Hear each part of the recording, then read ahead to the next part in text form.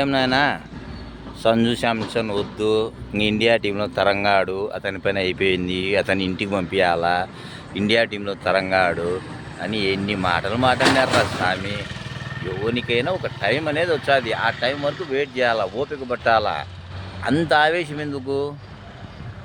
ఖచ్చితంగా గెలవాల్సిన మ్యాచ్లో, సెమీఫైనల్కి ఇండియా చేరాలంటే గెలవాల్సిన మ్యాచ్లో జింబాబ్వే మీద 50 బాళ్లకు 97 పరుగులు కొట్టి ఇండియాను సెమీఫైనల్ వరకు చేర్చినాడు కదా. ఊరికి టెన్షన్ పడకండి, ఏదైనా టైం రావాలి అంతేగాని ఆవేశపు నిర్ణయాలు ఆవేశము. ఇప్పుడు చూడు, ఇండియా మొత్తం సంజు శాంసన్ పేరు మారిమోగుతుంది. ఎవరికైనా టైం అనేది ఒకటి వచ్చాది, అంతవరకు మనం వెయిట్ చేయాలా.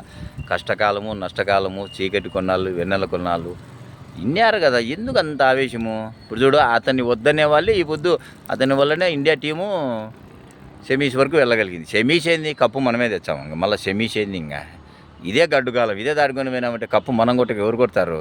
ఓకే, భారత్ మాతకి జై.